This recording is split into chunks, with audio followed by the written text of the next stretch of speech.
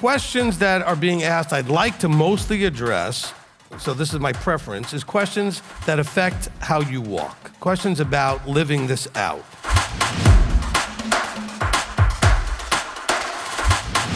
What he's always told me is, tell them that if they're doing what they're supposed to be doing, they'll be where they're supposed to be. But you need a teacher to teach you what it is you need to be doing.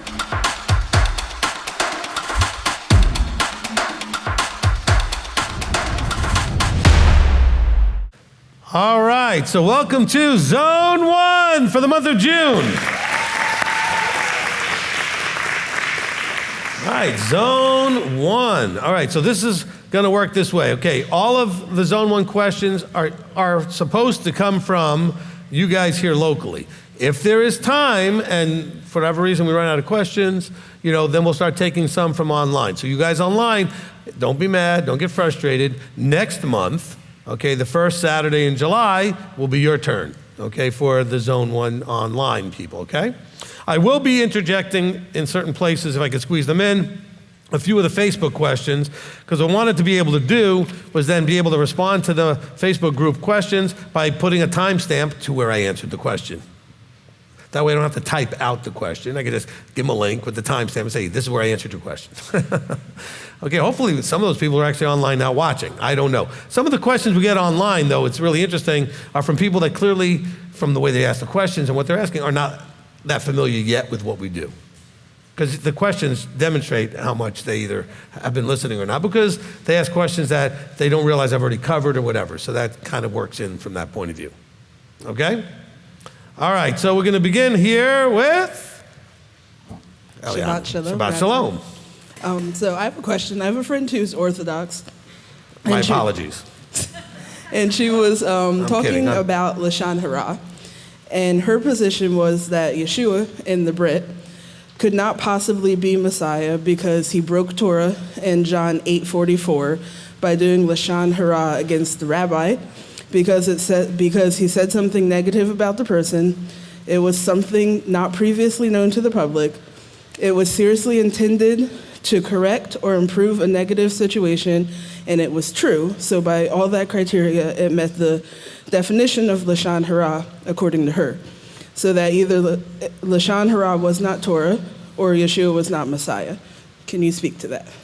Okay, Lashon Hara, Lashon is the tongue, Hara is evil. So it'd be like evil speak or evil tongue, like saying things that cause harm. Okay, now, you have to recognize that there aren't really a whole lot of verses that straight out say that the phrase that this, describe exactly what Lashon Hara is. We see it inferred in lots of places. Okay, the power of the tongue and the evil that it can do, etc. Now, you have to understand, though, that there are absolutely necessary times where things have to be said about people that is negative. But the question is it an appropriate time and are you the right person? So for example, and we'll get to Yeshua's example second, but then for example, people will come to me to counsel. And during the counsel, they're counseling about somebody that they had a situation with. And they're trying to understand what to do. But they won't want to tell me who it is and give me more detail because they're afraid it's Lashon Hara. I said, no, it's not Lashon Hara. I need the information because I may know something about that person or the situation that you're missing, so that could help in the counsel. And so when you're coming to me, so the problem with Lashon Hara is embarrassing someone, okay, or doing something to try to cause others to see that person in some negative way because you do. So you're trying to perspective influence. So people will come to you and say, can you believe what so-and-so did? Because they want you to feel the same way about so-and-so that they do because they're not happy with that person right that moment. And so they're trying to influence you. So if you know, for example, if you come to me, at least theoretically it should be this way. With me it is, but not everybody you go to in leadership. I'm not easily influenced. In other words, the likelihood that you will influence me to feel some way about somebody is like zero. So that information is not going to be shared with me that way. I need the information so I can give better counsel. That's one example. Second example is if you are in a position where your position requires you to correct. Now, Yeshua is the Mashiach. Yeshua is the Son of the Father. Yeshua came down here to make certain things clear amongst the quote-unquote children of Elohim, which in this case, at his time, was mostly the Jewish community, right? Now, bear in mind that the Father, because if you want to say this to your Orthodox friends, what about when the Father says all kinds of horrible, embarrassing things about Israel and Judah and whoever else he's attacking throughout the prophets and the scriptures? Is that Lashon Hara? No, because it's coming correctively from the person who has the appropriate authority to make the correction. Okay? And the Father specifically makes it clear that you will be an embarrassment among the nations, that you will be a shame. So it's not like he's just correcting them and letting them move on. I mean, he wants them to be ashamed and embarrassed. So is that Lashon Hara? Not when it's coming from a proper position where that authority position is expected to do what's necessary to do the correcting. So Yeshua, when he's saying in John 8:44, says, you are of your father the devil, and the desires of your father, he is exposing them to themselves and everybody else around them, coming from an authority position. Okay, look, it's kind of like when I will warn you sometimes, and I will name teachers that I will warn you about sometimes, because it's my job. That's not Lashon Hara. I'm required as a watchman to do certain things. And I can't do them, I shouldn't say I can't do them. I can't do them as effectively as I could with naming names and without naming them. But so Yeshua, to be effective here, by the way, he was being attacked, and he turned around and said, listen, you guys, you're not of the Father in the heavens. You're of the father of lies right now, and that's the devil, and that's what you're showing by your behavior. So Lashon Hara really depends on who is doing the talking and what the situation is. Does that make more sense now? So it's not a black and white simple thing, okay? Don't steal. Well, if it doesn't belong to you and you take it, that's stealing. It's kind of black and white, okay? Don't murder, black and white. Don't commit adultery, black and white. This Lashon Hara thing, not so simple. Unfortunately, there are people that really could care less about it, and so they just say anything about everybody all the time. It's gossip. And mostly we're talking about Lashon Hara as gossip, okay? Yeshua's not gossiping here. He's calling out the leadership, which, by the way, he had every authority to do. But also, Lashon Hara is just completely paralyzing people who actually are afraid of it from actually interacting with the leadership to understand what they're dealing with because they're so afraid that they'll be doing Lashon Hara. So I got people that are afraid of it who need to not be afraid of it, and people that should be afraid of it who could care less. Doesn't that surprise everybody? That that's the condition we're in? Did that answer your question? You're welcome, okay? All right, so, because look, can we all agree that any leader at times is going to have to say some things in front of other people that may be less than flattering, okay?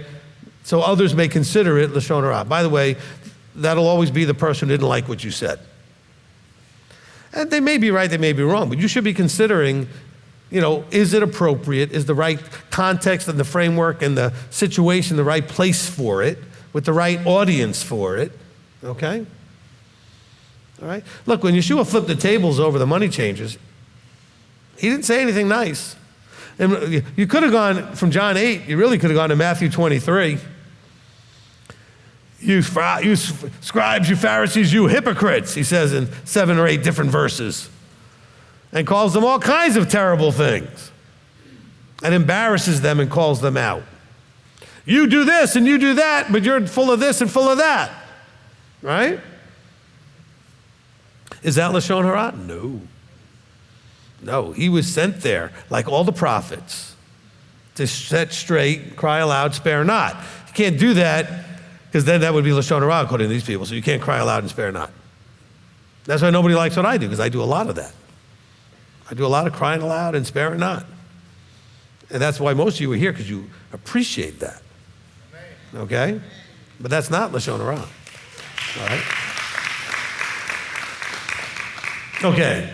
Mr. John Conover. Thank you, Rabbi. I listened to a teaching this morning on the way here. What are you thinking?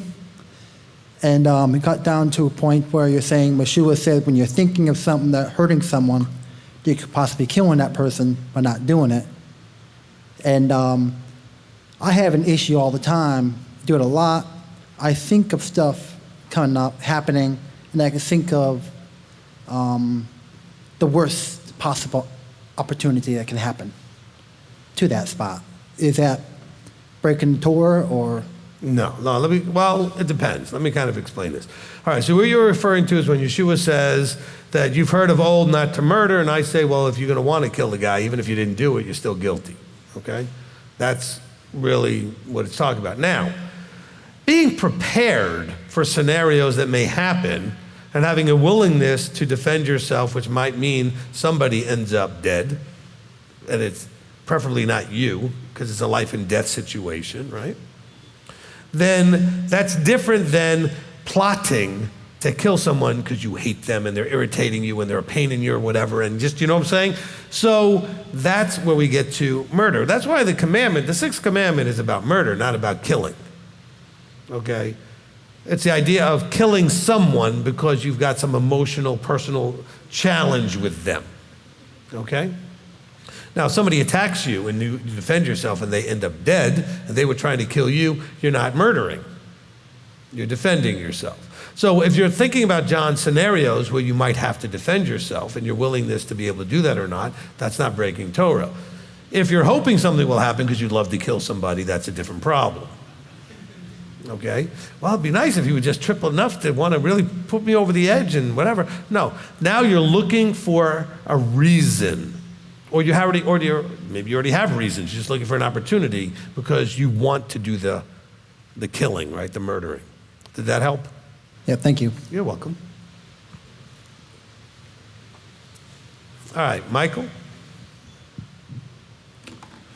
This past winter, when I went through my little thing, I ended up coming up with a question, and it took me some time. I think I came up with an answer for it, but I want to see if you have anything to add to it. So this is the question, and I've asked this to several people, and maybe a lot of other people have the same question. I don't know, but the question is this: why does a day seem so long, but a year seems so short? I don't have that problem. They both seem really short to me. So. Touche. Okay. No, look, time.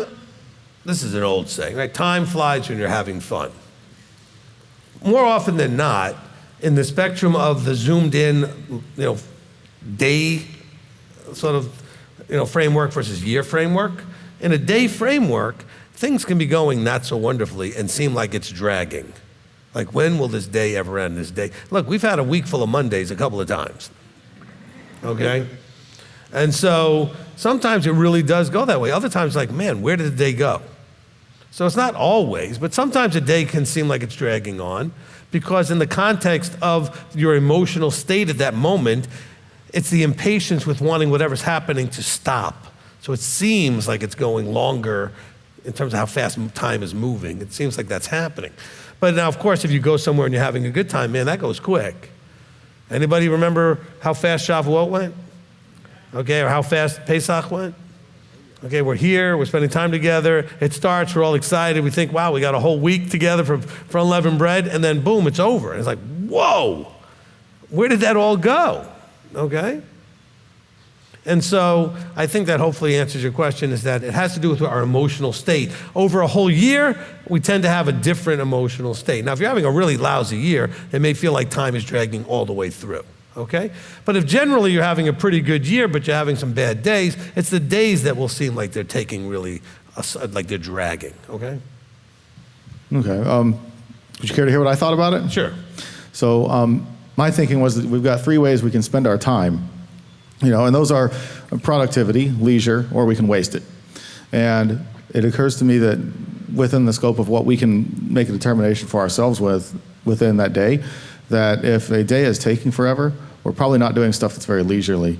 And if our year is going by super fast, we're probably not doing things that are productive either. Oh, it might be a good perspective, okay? But there's, in a balance, then time would feel like it's going sort of more at a normal pace, whatever that looks like, all right? I mean, I know I can say this now because I'm almost 60, that as you get older, it does seem to be moving much quicker. I don't know why it feels that way. It just does, okay? All right? Look, my daughter's getting married in a couple of days, and I'm like, wait a minute, didn't you used to like climb on my shoulders and I used to carry her around or whatever? And where did that go so quick? But it feels that way, right? It feels that way. All right, but it has to do with our emotional state. You're in a negative emotional state, things will seem like they're taking forever. You're in a positive emotional state, they will seem like they're moving much quicker. Okay, Ashley. Thank you for that, Rabbi. My question is it regards with abomination. I've been doing a lot of self-reflect recently with what's going on, and a lot of my old thoughts are coming back, and so I'm doing this internal struggle thing, and one of them is, well, don't get, I'm not saying it to you, I'm saying to anyone else that hears, don't get twisted with my question. If Yahweh is not an abomination and he doesn't do abominable things, why did he create abominable things? Okay, so he didn't create abominable things. Okay, things were given the freedom to become abominable. Now, there are things that are abominable if you use them incorrectly. Okay? So eating certain things are an abomination. Their existence is not an abomination. They have a function. He put them there to do certain things. They just weren't meant to be food.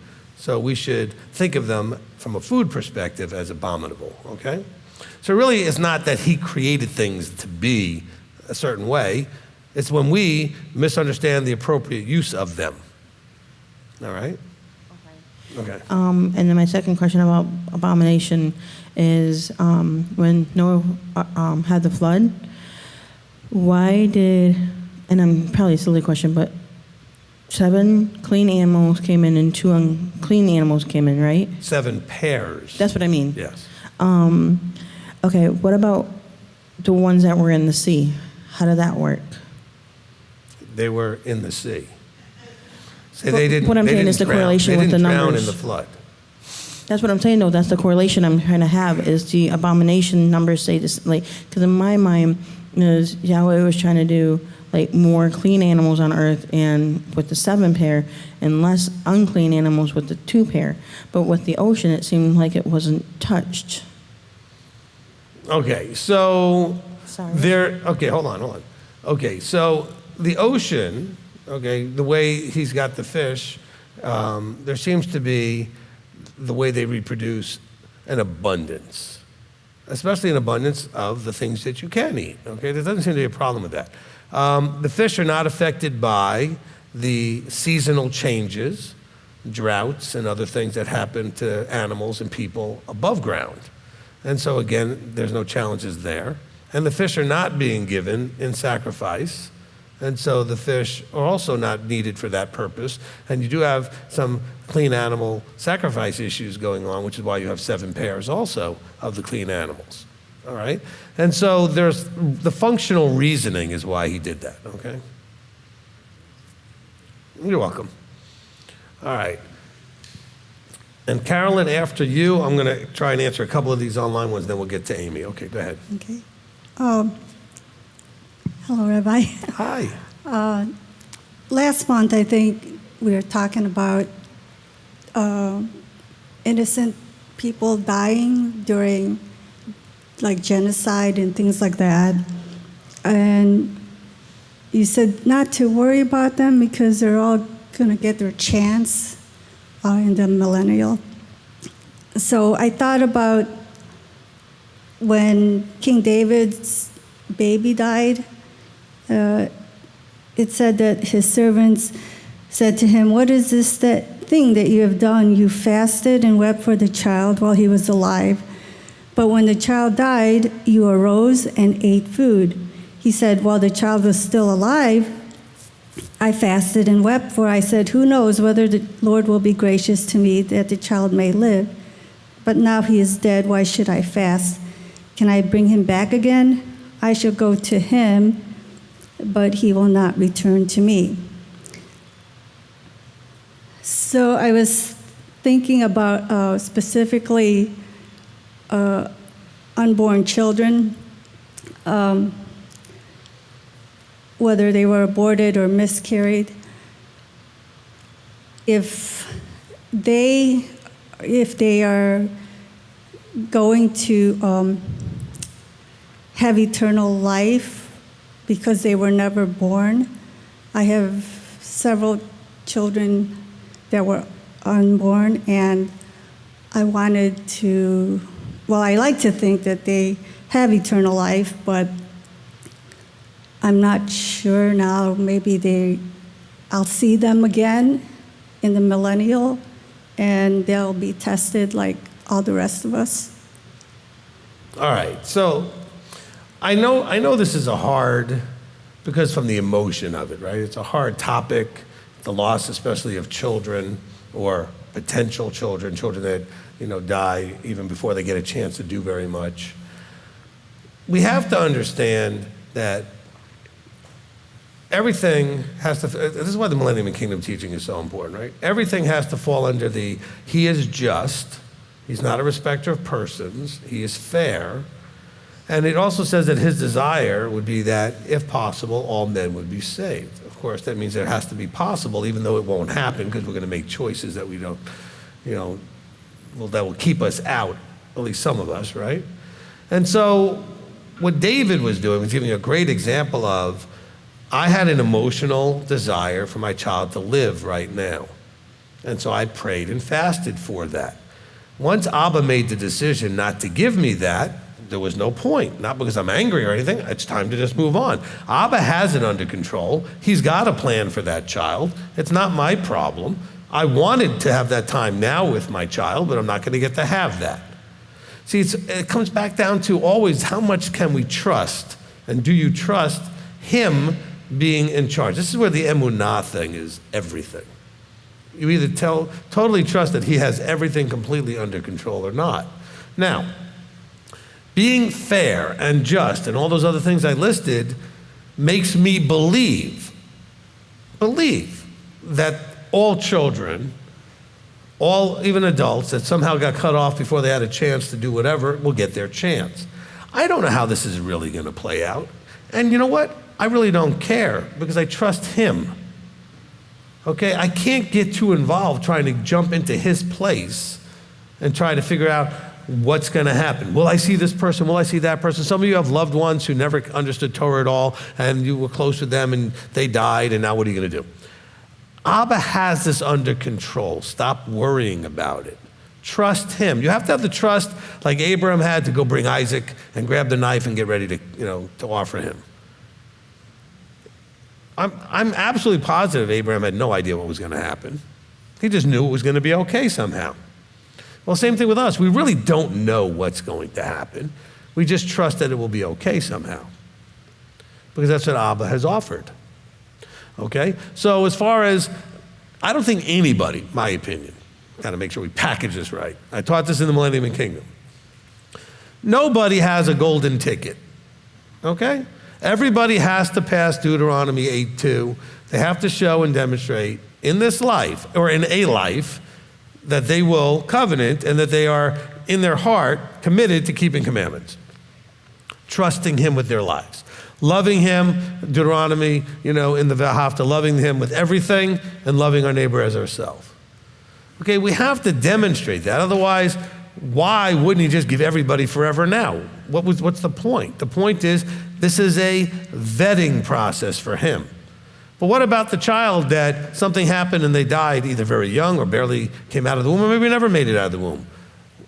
That's on him. He's got a plan for that, okay? And so I won't worry about that. My wife had a miscarriage. I don't know what happens with that deal or whatever, if I'm ever going to see that child or whatever. Not even sure there really was a child because we had a miscarriage that happened so early on that we don't know what that was, okay? And we prayed and we cried for that child thinking that there might be something there, and of course we had to let it go once there wasn't. And I'm excited about whatever he's got planned. The Father's got some exciting things happening, and you will be very excited to run into whoever you run into when you get there. All those ones that you were hoping to be there, I'm sure will be there, and you'll see them. But I don't want you to think that, well, anybody gets a free pass because that child was abused or that child was this or that child was that. Nobody gets a free pass. They have to walk this out, okay? That's why I tell you the deathbed confession thing is it's a Catholic Church invention of nonsense. Okay? You can't just at the last minute decide, I'm about to die, I better say a few good words real quick. That doesn't show you actually have the heart to walk it out, because walking it out is hard. Okay, some of you found it reasonably easy to go in the water and make your 8 declarations. And I'm sure you found it challenging at some point after you came out of the water to actually keep your commitments. Okay? That is what life's purpose is, to put you through that ringer, so to speak, to see if you'll come out at the end of it still clinging, cleaving, and holding fast to your Heavenly Father and showing and demonstrating that it is in your heart to trust and obey Him. That is what that's all about. And if a person didn't do that, or didn't have the opportunity, I say, to do that, then I believe they will get one. But they don't automatically just get in because some terrible thing happened to them when they were a child. Who knows what they would have grown up to be? Okay, most of you have children, if you have more than 1 or 2 of them, that you didn't expect to be whatever they became. And you're sad and you're disappointed and everything else because they grew up to be whatever they ended up. Okay? A lot of children in prison, a lot of children in jail. I'm sure most of their parents, when they first gave birth to them, didn't think this child's going to end up in prison. And so that child, had that child died, you would never have known that that was in that child's future. That child has to get to live it out and walk it out to see where their heart's at. Okay? Will they have enough internal control of themselves to then submit themselves to an authority? Because that's really what life is all about. Can he trust you with forever? There will be, I promise you, no rebellion in the kingdom. Now, Millennium is going to have a rebellion at the end of it. The Millennium, we have, Hasatan released, and there's a rebellion. But once we get past all that, there will be no rebellion. Why? Because all the rebellious-hearted people will be dead. They are not getting in. We have to understand this. The weeping and gnashing of teeth is the bunch of people lined up to basically get thrown in the fire who realize that they didn't get what they wanted. And they're mad that they didn't get what they wanted. They're not mad that they didn't, choose better. They're mad that they didn't get to have it their way. Just like you are when you get pulled over for speeding. You're not mad because you were speeding. You're mad because you got busted. That somebody, how dare they not let you do what you want to do. Same with the weeping and gnashing of teeth. Those people are not repenting. It doesn't say they're repenting. They're weeping, and they're not. Say the gnashing of teeth shows they're angry. Okay, they're not weeping out of sadness and remorse. They're like, And so that gnashing of teeth is because they're not going to get their way. Look, all of you with children know what that looks like because you've told them no and you've seen weeping and gnashing of teeth. Okay? That child is not submissive at that moment. They're just mad that they're not going to get what they want. They're not going to get their way. All right? Did that answer your question, Carolyn? Okay, good. All right. Look, I know that everybody, if you have a heart at all, has a heart for all the people that you've known in your life, that you've had, feelings for, that you love in any sort of level, that they would be in there. We all want them to be there. And most of them probably will. I have a lot of hope that while not everybody ends up in, that the people that don't end up in are a reasonably small number of really just stubbornly rebellious, self-sovereign people. And that number, I pray, would be very small. It'll be what it'll be, and I will accept it, okay? And it won't be, this is the main point scripturally, it won't be for a lack of Abba allowing them the opportunity to do it. So that's why I want Carolyn and all of you, like her, to be encouraged that if a child didn't have very long, some children really don't have any length of time to be, even if they're in the first year or two, they don't have any time, they're not mature enough in their emotions, their intellect and everything else to be able to make decisions and other things. And so I think you have to be an adult. And you have to have life and death laid out in front of you, and you have to choose. So I believe they all get that opportunity. But then they're still going to be in their hands to choose. Which, by the way, don't get overly excited with your emotions, because you may have already been brokenhearted that they passed whenever they passed. You may be even more brokenhearted if they don't choose well when they get their chance. So you have to be open to that as well. Because they get to walk it out doesn't mean they're going to walk it out right. Just saying, you all know. You all have children or you have siblings. You know what this looks like. Okay? Everybody makes their own choices. All right, let me answer a couple of these from the internet, then I'll get to you, Amy. All right, so this is in our m.t.o.i group. Heath Watson says, I understand that Erev Shabbat is a tradition. However, I was wondering if holy days have traditions for opening these days, if the same Erev Shabbat service would be a good tradition to use. As a family, it's just been great to have this opening service as something to look forward to, and it lets our children know, okay, now Shabbat is starting. Okay, so yes, these are all traditions. And I think it's a good tradition to do something that triggers for you that something is now changing. We're going from the week into Shabbat. There should be a switch in our minds, in our focus, in our hearts, right? From the things that are happening on the horizontal to the vertical. Now, we should have a vertical all during the week as well. But a complete shift to only focusing as much as we can just on the vertical. And so if you can have a routine or a tradition that you do that sets that time apart in your system, so you know this means we're starting and a way to finish it at the end, that's wonderful. These are traditions, though. Now, as far as the Erev Shabbat service, that doesn't work for holy days, because unless the holy day is on a Shabbat, it's a Shabbat-focused service. Everything about it is talking about Shabbat, all right? Now, so you'll have to come up with another thing for holy days that you may want to do.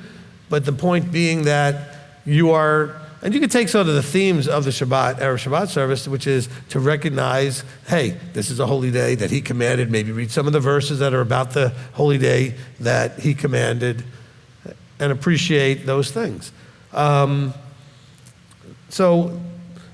the answer is, I appreciate that you see the value in these things, but no, the Erev Shabbat handout that we do for Shabbat really won't work.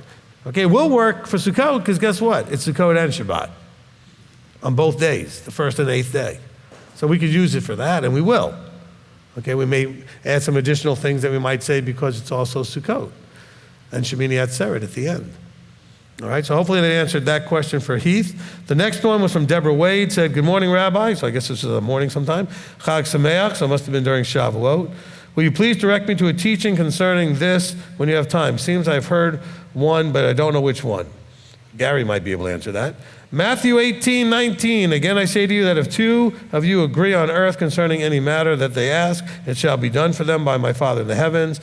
For where two or three are gathered together in my name, there I am in their midst. I know I've addressed this in the last couple of weeks. It's a question that came up. Okay, so if you understand Torah, which is to the left of Matthew, right, in the first 5 books, everything that is done there, decision-wise, requires 2 to 3 to establish something, as in terms of witnesses. So what it's saying is, when 2 or 3 are gathered in my authority, not just in my name, like claiming to be mine, but have authority to gather together and make a decision, I will be in the midst of that decision, because they're told in Deuteronomy 17 that they will make a right ruling based on Torah. He is Torah, so he'll be in the midst of all that. Okay? And so let's understand that this is not referring to just 2, 3, because Christians will say this all the time. Well, hey, there's 2 or 3 of us here, so he's with us. No, that's not. He's with you anyway. Okay? He's supposed to be inside you, right? The Ruach through the Ruach, but this is not with the indwelling, right? But what this is talking about is when he says, if 2 of you agree on earth, right? Concerning any matter that they ask. Well, this means people are coming to ask you a question. This brings you to Deuteronomy 17. So you need to understand Deuteronomy 17. Okay, some of you watching have no idea what I'm talking about, so I'll read it to you, okay? Starting in verse 10 or so. All right? No, we'll start further back. Look at verse 6. It says, at the mouth of 2 or 3 witnesses shall he who is to die be put to death. So this is something that's a right ruling in a judgment in court, that there has to be witnesses, okay? 2 to 3. Everybody, I think even Christianity, knows the idea of 2 to 3 witnesses to establish something. He says in verse 8, when any matter arises which is too hard for you to judge, between blood and blood, plea and plea, stroke and stroke, matters of strife within your gates.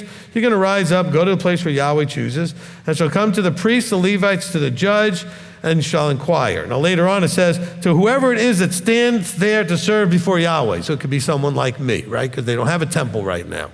We don't have a judicial system like they had in the land with judges. Not in the body. I mean, secularly they have these things, right? So it says here, and you're going to inquire of them, and they shall declare to you the word of right ruling. I am in their midst. Okay? He says, and you shall do according to the word which they declare to you from the place which Yahweh chooses, and you shall guard to do according to all that they instruct you. Do according to the Torah in which they teach you, according to the right ruling which they say to you. Do not turn right or left from the word which they declare. He says, the man who acts arrogantly is to not listen to the priest who stands to serve there before Yahweh your Elohim, or to the judge, that man shall die, so you shall purge the evil from Israel. You let all the people hear and fear and no longer act arrogantly. All right, so that being said, let's understand in the answer to Deborah's question.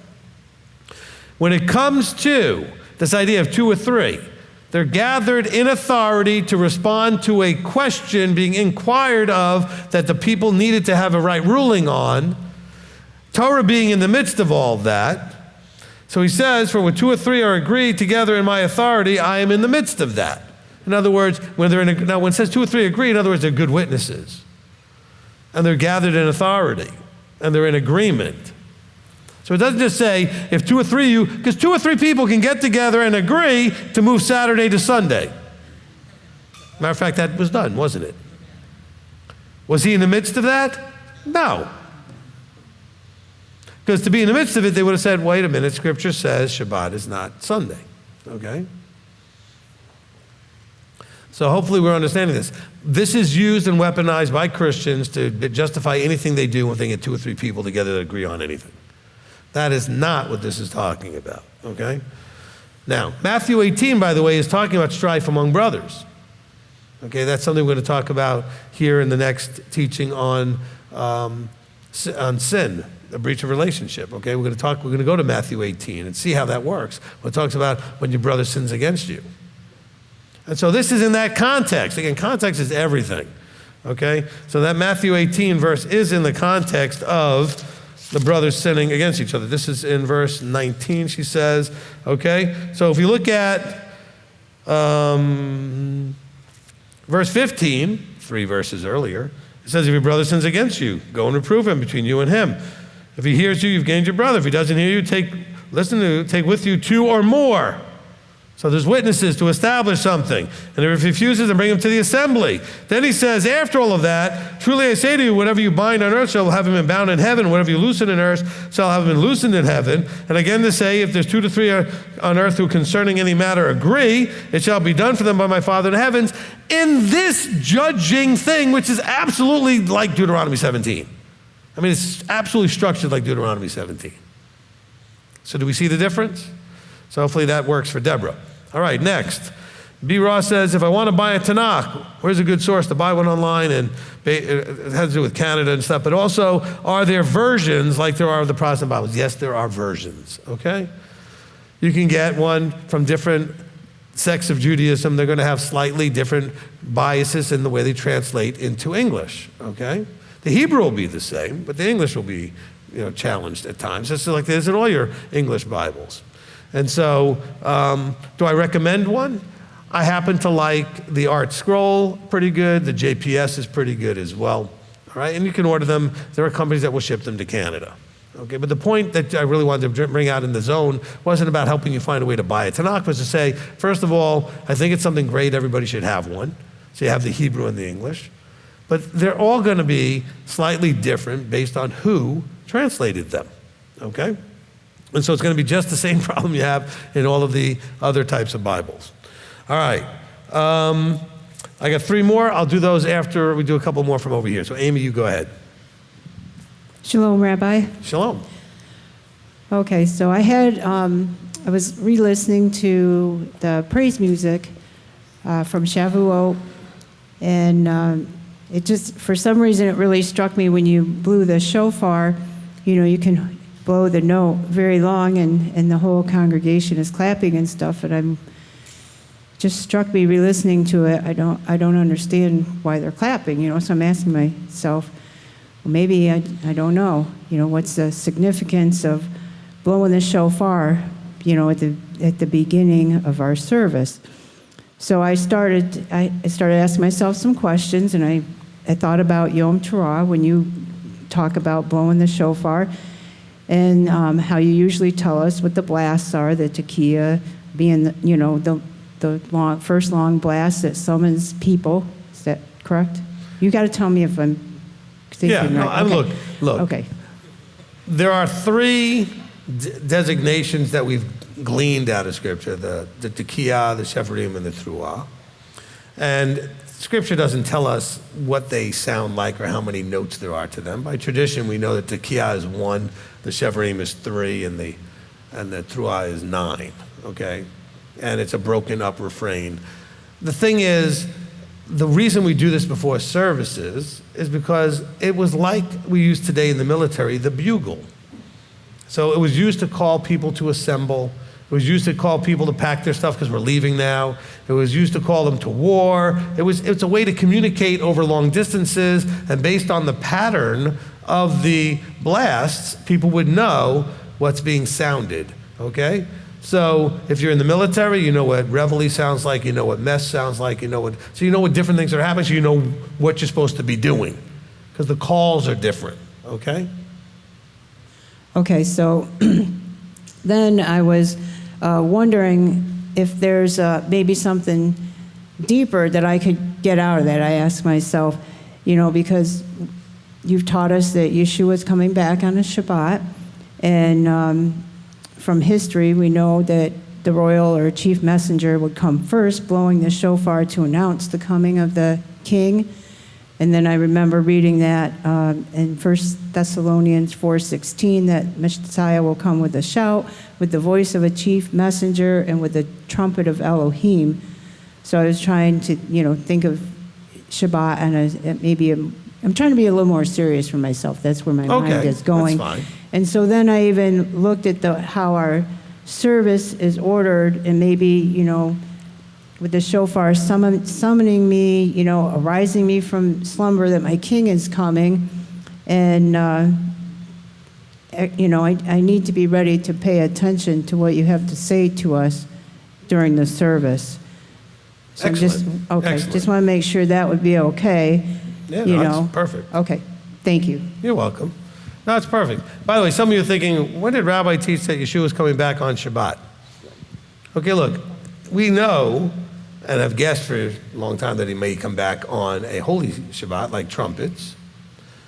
But think of it this way, because I don't think I've ever said this before, but Amy sort of triggered it when she mentioned that. If he came back on any other day, don't you think people would now start worshiping that day? And it would be, just like they claimed that because they claimed he was resurrected on Sunday, all of a sudden we switched to Sunday. Of course, he wasn't resurrected on Sunday. He was resurrected Saturday afternoon. But that being, the thing is that people believed that it was Sunday, so therefore they switched to Sunday, or at least used as a justification to move things around. So if he showed up on a Wednesday, Thursday, Tuesday, whatever, all of a sudden the Shabbat will lose its emphasis to that.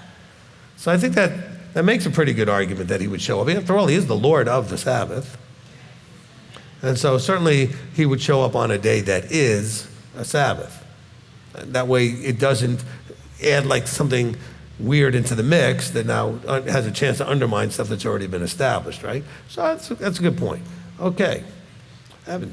I had about 3 questions. Is that okay, right? Well, let's start with one, Evan. One? And we'll see how we Okay. do. My first question is pretty basic, and I just have a hard time grasping it. It has to do with trials and mindset. One verse you talk about every once in a while is James 1, verse 2, where it says, where does it say? My brothers, count it all joy when you fall into various trials. And I think to myself, how do I think that? But more importantly, why should I think that? And there's a quote I really like. It says, give a man purpose, hope, something to count on, with the ability to achieve it, and he will gladly crawl over broken glass with a smile, meaning he knows if he does this, he will get that. He can count on it. Not that it might happen, it could happen, possibly happen, it will happen. So it's like inevitable to happen. And so I never really felt like I had an answer that correlates that to James chapter 1, verse 2. It just feels like it's more like just suck it up and trust the process, and never like an encouragement knowing I can count on something. So I was just wondering, if you're going through trials, why and what can I do? And to look at various trials in ways where I can take joy in it, be excited about it, and trust in it. All right, so I like your approach to some degree. It's not, now if you listen to me teach this, you know that I've taught you the answers in verse 3, so you just have to go to the next verse, okay? The whole purpose is that it proves your belief, okay? And so the reason you count it joy is because you realize this is an opportunity for me to prove to the Father that I can stand, right? Because the next verse talks about endurance, because it's going to take endurance. So I'm not against the idea of the way you put it, but that's kind of not exactly what it was talking about, all right? That's not about guarantees. What it does guarantee is you have this opportunity to either make him proud of you or not. So you have an opportunity laid in front of you. You're in a trial, and he's standing there watching like this going, all right, let's see what you do. He's looking down. And so you can get all upset and turn into like a fetal position, suck your thumb, and or you could stand up and go, I'm going to deal with this. I'm going to trust him. I'm going to do what he expects me to do. And I'm going to count it joy that I have an opportunity in this adversity to show him where my belief is. Because it says knowing that the proving of your belief works endurance. So count it all joy when you come into trials, because this is a proving of your belief.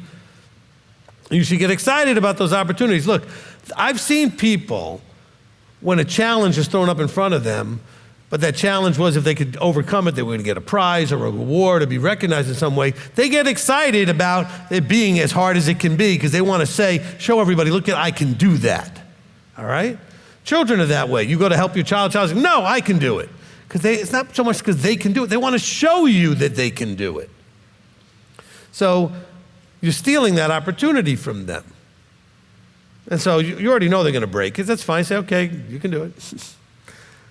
But don't attack them for trying. Say, well, I did offer to help you. You weren't quite ready for that, but it's a good try. And this is what went wrong. And let me show you so next time you'll get it better. And that's what our Father does with us. But you got to count the joy that this opportunity is a moment for you. You get these moments to shine. Or not. Most of us end up in the or not often enough. But it should be something you get excited about, that this is one of those moments. When life is just going along nice and smooth, nobody has an opportunity. You're not getting an opportunity to show anything. When there aren't any challenges, anybody can handle that. But what are you going to do when it gets a little ugly, a little challenging? That's when you get to show them something. That's something to get excited about. Not that being in the trial is exciting, but the joy is knowing I've got an opportunity to put a smile on his face in this trial, okay? Now, going through life, you have no idea how much of what you do does or doesn't put a smile on his face, because most of them are very mundane, everyday activities, right?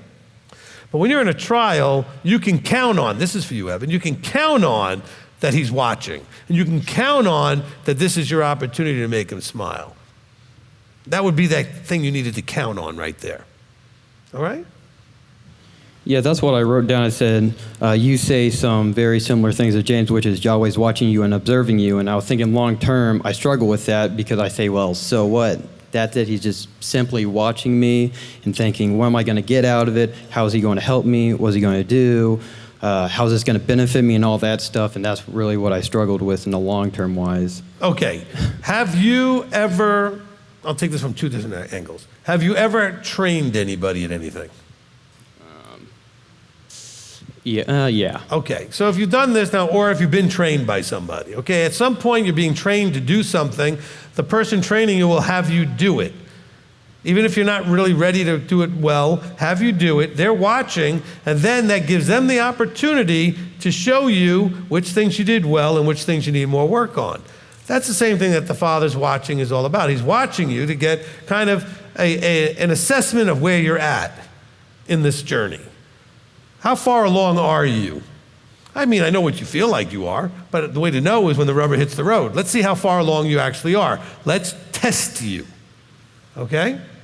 And then when you get tested, the evidence then becomes clear, things that you actually have figured out and you're good at, and some things you still need some work on. Okay, or some things you really don't know, and he's going to have to find you another teacher to help make sure you learn that thing because you did not understand it right. And so these are the reasons he's watching you. He's watching you so he knows what to do with you next, what to cause or allow. That's the emunah. He wants to know, what do I need to allow or do I have to bring into Evan's life to get him to the next level as he keeps kind of helping you to grow into what he is. Okay, so he's watching so that he understands. So when I teach people, that's why I watch. I want to see, what do you know, what don't you know? You know, we tried somebody out the other day on the soundboard. He actually did very well. I know he's watching, so I want to make sure he heard that. He did really well, but I've tried other people out over the years on the soundboard. Some of them did well, some of them not so well. But I'm watching them without interference to see what they do and what they already know how to do and whether that is going to meet my needs. Are they going to be what I need them to be to do that? And then I can give the constructive feedback, but I can only do that by watching, okay? If I don't watch, I'm the music director. My daughter's the music leader. If I don't watch, then I can't give feedback to someone, say, well, you know, you were off here or you were dragging there or this was that or whatever it is, this harmony didn't work. I can't give feedback. I can't tell them, that was great, whatever that was, did you do that again, that was awesome. I can't give positive or constructive criticism if I'm not watching. I have to be there watching. So our Father watches everything we do so that he can give us positive feedback and constructive criticism, so to speak, to get us to keep moving forward, right? Okay, bear in mind, and this is for all of you, hopefully you get this right. If you're good at something or have a talent, a good teacher is going to be tougher on you than the person who's just okay at something. But you're going to think that they don't like you. No, they like you a lot. But they want you to push harder because what you do naturally and easily you may get complacent with and never get to the level you could get it to without somebody pushing you. All right? Why does Scripture say that if you do what's expected of you, you're a useless servant?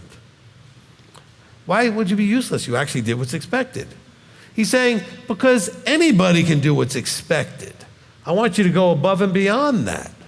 That's why, yes, he's watching you all the time, but he's not all that concerned about when you're doing everyday mundane things. I may see somebody needing help and I go and help them, but he expects me to do that. I'm not impressing him with that. I may disappoint him if I don't, but I'm not impressing him by doing it. He expects me to do that, okay?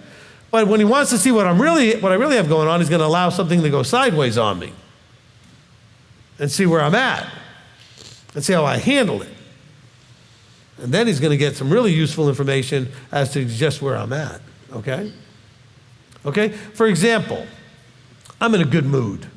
And in that good mood, I see somebody with a bunch of packages heading towards the door, and I walk over and I offer to help them and help them with their packages. I'm in a good mood. What if I'm in a really bad mood and things are going I may look over there and not even care to go help anybody do anything. Well, that's wrong. I should go anyway. So that's sort of a trial. Okay?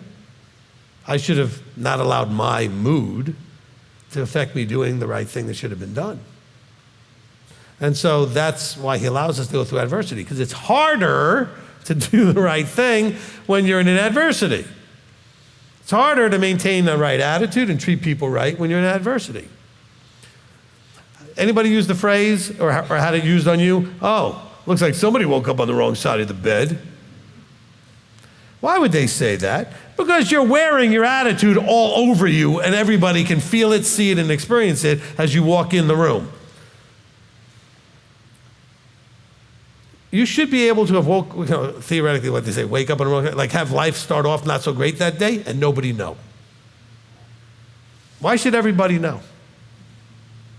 It's your trial, your problem. Why should everybody because you want people to be as miserable as you are. Why should anybody be happy when you're miserable? That's pretty selfish. All right, Evan? All right. I know the answer to this, I believe. I just really want to hear it from you, just to really confirm it. It's about the remnant. Now, there's a couple of very just daunting, uncomforting verses that correlates to it, like the road is narrow and very few will find it. Many will say, Master, Master, have we not prophesied in your name? I never knew you. Depart from me who work lawlessness. Many will be weeping and gnashing of teeth when they see Abraham, Yitzhak, and Jacob, and all the prophets, and you're yourselves out. like 603,000 men had the chance to go in the promised land, and only like 2 made it. And that's like really insane to me. And Michael brought up a really powerful analogy about the remnant and what that looks like with the jar analogy. And so this is a little bit more specific question, and also probably pretty depressing, but I want to ask it anyways. So if we put all the people at m.t.o.i, the building, everyone in this building, everyone in the United States, and everyone across the world, m.t.o.i affiliated in that jar, in the end, would you say it's still just a drop of us that will make it towards the end? Look, there is the sad reality that we are, because of our free will and because of the influence of Hasatan, we tend to vibrate and align with the idea of being selfish, self-centered, all about self, self-sovereign, okay? And if you can't break through that, you will not make it. That's why it says, narrow is the road, few find it. It's not that they don't find it to be the road. They find it, they step over it, step across it, walk on it for a few minutes, but they don't find it to be the real thing. They don't figure it out. And therefore, they end up spending all kinds of time not on that road, okay? So yes, I think the remnant is going to be a lot smaller than a lot of us think. And that's sad, but that's reality. Now, I don't want you to worry about family members and friends and who, trying to figure out who is which and what is what. We're told the wheat and the tares grow up together. So you're not supposed to try to make the effort to figure that out, so you're not qualified to do that. He says he will send those qualified in the end to separate them. But let's understand that all of those messages are meant to scare you and get your attention as to what you really want. Because it's about prioritizing properly. When you put yourself first, then you're going to be in the wrong priority. You're not going to probably make it. You put him first, then you put yourself in the right priority, and then you have a really good shot of making it. And I don't want to sound like, some people because Christianity never talks about having a shot. You make everybody's in. You believe the Messiah, you're in. No, but then you end up being the Lord, guys, and he says, I didn't know you because you weren't doing what the relationship required. He says, yes, you did all these things you said were in my name, you claimed it was in my authority, but you didn't actually do the things I told you to do. You did the things you wanted to do and called it that it was of me. And so, no, I'm not impressed, is what he's saying. Yeah, you did all kinds of great things. Christianity has done a lot of terrible and great things. That doesn't mean anything, though, positive or negative. What matters is, are we doing what he says relationally is required for that relationship with him? It's called a covenant. And so you can call him Lord. I think all Christians call him Lord. But are they doing what he said? He said, if you love me, guard my commands. And they're busy trying to find them, if at all, in red letters somewhere in the New Testament. Well, he's the commandment giver from Sinai. Okay, and actually I'm going to address that whole father-son thing here in the last question that's on here, so I'll get to that one. Okay, but let's understand this. Okay, as we, do I have that question here? No. All right, but there was somebody that asked a question I will get to at some point that has to do with that. Just understand that Yeshua is the lawgiver. And if you don't listen to the Father and the Son teach, that's what I did. I did answer it, and I linked them to the Father and the Son teach. So I did answer the question. All right?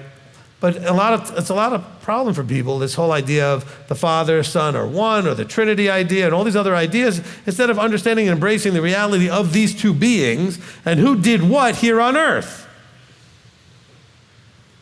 And I explained that in the Father and Son teaching. That's what you have to go back and listen to, okay? You're either going to, again, it's a road, you're either going to find it or you're not going to find it. You'll listen to it, and you might not get it. Because I know I have arguments with people on a regular basis about things that they'll say, and I'll be like, but I've taught the other side of that. I'm like, did you hear the teaching? Oh, yes, I did. And they'll still argue with me. But then you didn't really hear the teaching. I mean, you heard the words and the sound, but did you receive it? Because they'll say things that I'm like, but I don't teach that. Oh, but, okay. It could be the Father and the Son. It could be divorce and remarriage. It could be the grace teaching. It could be anything to do with the salvation, are you saved teaching. People are listening, but they're not listening. And then they're claiming I said stuff I didn't say. It's like, well, you know, in that teaching you said this. No, I did not. Go back and listen. Give me the timestamp. We'll go back and listen. That's not what I said. All right? So I can't give you the encouragement that it's going to be some giant number of people. I can't even tell you what percentage of m.t.o.i is going to be in there. You have heard me, to all of the m.t.o.i people who are listening, and elders been a part of this, where I've said, you guys need to be a lot more concerned than you are. Okay? Because you're not getting in with the unbelievable amount of baggage, garbage, and other stuff that it just doesn't belong in an eternal suit. Okay? You should not want to spend forever unhealthy as you are. I'm talking about above the shoulders and in your heart. I'm not talking about your physical maladies. He's going to fix all those because your suit won't have any issues. The body that he gives you will have no problems. However, he's sticking you, the thinking part of you, the emotional part of you, in that body. That's the part of you you better get a hold of. Oh, well, he'll just fix all that. No, he won't. Oh, how could you say that? Because if that were the case, he'd have done it already and not wasted all of our time and all of this. Think about it. He's giving us the time to do the fixing ourselves with his help and guidance. If he was going to do it, he would have done it. Otherwise, he's an evil, sadistic being. Think about it. If that was the plan, then why would he let us suffer so miserably if he was just going to fix it anyway? Can we agree? I'm sorry, my Creator is not an evil, sadistic being. Okay? It's a loving being. And you know what? Part of the reason why some of your children are so screwed up is because you didn't do what the Father does. You didn't let them make mistakes. You didn't let them have consequences. You didn't let them experience suffering and pain. You went and tried to coddle and remove all of that from their lives. If he did that to you, he would ruin your life.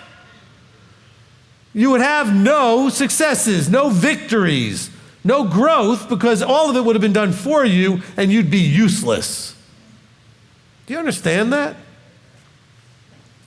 So, yes, I believe, as sadly as Evan said, there's a good possibility that a lot of people, as I can tell you from my own counseling, for all the thousands of people I talk to, a lot of you are not listening and are not getting it and are still ruling yourselves in your own self-sovereign way. And you show up here thinking that you're doing whatever, but you're not. Your heart and your head are still not submitted to him like it needs to be. Okay? That's your reality. Own it. And then decide what you want to do with that. Don't keep buying into the Christianized thought process of like somehow you did something, now you're in. No, he did something, now you're aware. Did you catch that difference? You didn't do something, now you're in. That's what Christianity taught you. He did something, he popped your bubble, now you have an awareness. You're at the beginning of the journey. Christianity teaches you that figuring out that he exists is the end of the journey. Because you're just going to end up perfect, and he's just going to wave his magic wand, hand, whatever, and you're going to be perfect. I'm very excited, and you should be as well, but also afraid of the fact that you're still going to be you. You just have to be a healthy you. Okay? I'm not looking forward to being in forever without you there. I want it still to be you. Okay? When I see you there, I want to know that it's you. With all your wonderful, quirky personality things and everything else that makes you you. I don't want us all to just be some weird, Stepford weird thing. I mean, you can make rocks do all of that. He gave you a personality. He gave you experiences in your life that bring certain things and flavors to what you do and how you approach life. You're bringing all of that into the forever. Okay? You just have to bring it in a healthy way. Some of you are not there yet and need to really work on becoming of sound mind and heart. Sound body he'll give you.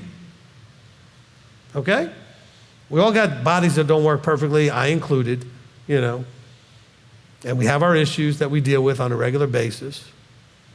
And so it is what it is, but that's the part that we're getting a new one. The stuff that goes on in between our ears and in our hearts, that's going with you into the new body. You're going to have to figure that out before he gives you one. Because I really don't think he's going to give you one if you don't. And you really shouldn't want that. If you don't like this life, why would you like having this forever? Having those traumas, dramas, and emotional challenges, you want to do that forever? Praise Yah, you don't do that forever.